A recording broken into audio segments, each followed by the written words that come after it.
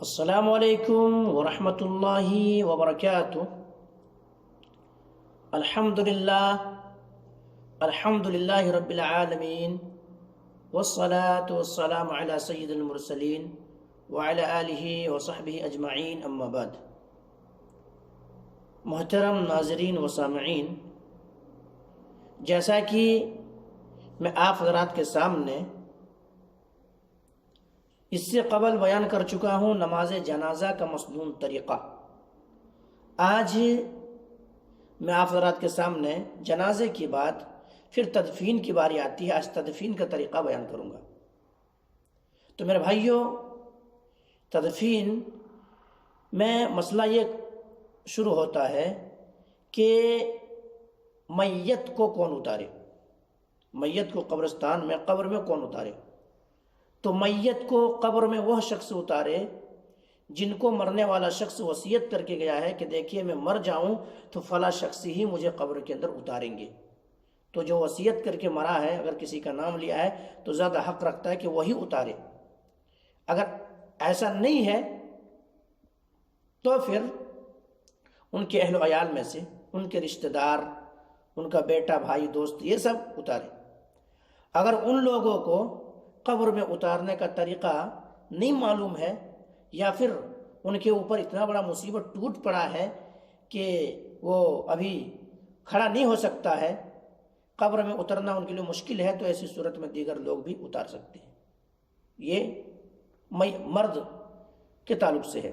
مگر اگر وفات پانے والے میت خواتین ہے، عورت ہے، تو ایسی صورت میں ان کے اہل و عیال ہی، ان کے شوہر، ان کا بیٹا، ان کے بھائی، وہی سب اتاریں گے قبر کے اندر۔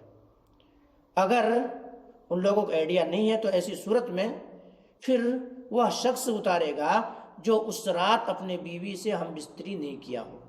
اس بات کی دلیل کئی کتابوں کے اندر موجود ہے، اور وہ معروف و مشہور ہے کہ حضرت ام کلثوم رضی اللہ تعالی عنہ وفات پا گئی تو نبی کریم صلی اللہ علیہ وسلم غمگین تھے، آنکھوں سے آنسو بہہ رہے تھے، تو نبی کریم صلی اللہ علیہ وسلم نے فرمایا کہ تم میں سے آج کون وہ شخص ہے جنہوں نے اپنی بیوی سے ملاقات نہیں کی، یعنی نہیں مجامعات نہیں کی، ہم بستری نہیں کی۔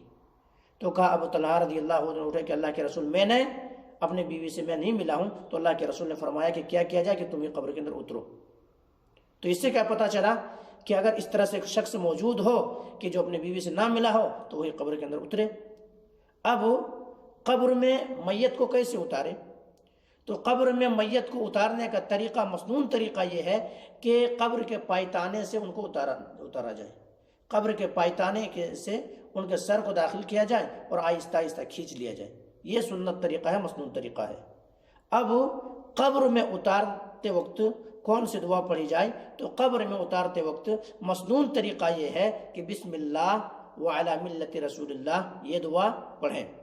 اب قبر میں اتر گئے انسان، میت، اب کیا کیا جائے؟ ان کو سیدھے کروٹ لٹا دیا جائے اور قبلہ رخ ان کا چہرہ کر دیا جائے، کیونکہ ایک حدیث ہے کہ مردہ اور زندہ سب کا جو ہے قبلہ خانہ کعبہ ہی ہے، اس لیے ان کا چہرہ قبلہ طرف کر دیا جائے۔ یہ چیز ہے میرے بھائی۔ تو میں نے کیا بتایا کہ قبر کے اندر کون اتاریں گے، قبر کے اندر کون اتاریں گے، پھر اتارتے وقت کون سی دعا پڑھیں گے، یا کہ قبر میں میت کو کیسے اتارا جائے گا، یہ چیزیں میں نے بتائی۔ میرے بھائی، میں اس لیے بتا رہا ہوں یہ چیزیں ہیں کیونکہ جب میت کسی کا ہو جاتا ہے تو ایسے وقت میں ہزار لوگ وہاں پہ جمع ہو جاتے ہیں، ہزار لوگ جمع ہوتے ہیں، اور جمع ہونا بھی چاہیے۔ اب ہزار منہ ہزار باتیں ہوتی ہے کہ کوئی کہتا ہے ادھر سے اتارو، کوئی کہتا ہے ادھر سے اتارو، کوئی کہتا ہے جدھر سے سبیدہ ادھر سے اتارو، لیکن میرے بھائی ایسا نہیں ہے، بلکہ مسنون طریقہ ہے۔ ابو داؤد کے اندر روایت موجود ہے، ابن ماجہ کے اندر روایت موجود ہے کہ پائتانے سے اتارنا چاہیے۔ میں آپ کو ایک مثال دوں، دنیا میں مثال، انسان چاہتا ہے کیا کوئی مطلب نہیں، قبر کو اتارنے سے مطلب ہے، ایسا نہیں میرے بھائی، بلکہ مسنون طریقے سے ہٹ جائیں گے۔ آپ کو ایک مثال، دنیاوی مثال، آپ کے پاس ایک اے ٹی ایم کارڈ ہے، اس اے ٹی ایم کارڈ کو اگر آپ الٹا ڈال دیں گے مشین میں، کہ وہ کام کرے گا؟ نہیں کرے گا۔ یہی طریقہ سیم ہے میرے بھائی، اگر مسنون طریقے سے ہٹ جائیں گے تو کہیں ایسا نہ ہو کہ مخالفت سنت کی وجہ سے مجھے ثواب کے بجائے الٹا گناہ مل جائے اور الٹا کہیں نقصان اٹھانا پڑے۔ اس لیے میرے بھائیوں، ان چیزوں کو مجھے اور آپ کو یاد رکھنا چاہیے اور قبر میں مسنون طریقہ ہی سے میت کو اتارنا چاہیے۔ بہرحال یہیں سے میں اپنا بات کو ختم کروں گا۔ اللہ سبحانہ و تعالیٰ سے دعا کروں گا کہ مولا کریم جو بات کہی گئی ہے سب سے پہلے تو ہم اور آپ کو تو ان باتوں کے اوپر اچھی سمجھ کی توفیق دے دے، اس کے بعد مولا کریم ہم تمام مسلمانوں کو جو تدفین کا طریقہ ہے یا میت کو قبر میں اتارنے کا طریقہ ہے تو مسنون طریقے سے یہ تمام کام کرنے کی توفیق دے دے۔ تقبل یا رب العالمین، وآخر دعوانا الحمدللہ رب العالمین، سبحان ربک رب العزة عما یصفون، وسلام علی المرسلین، والحمدللہ رب العالمین برحمتک یا ارحم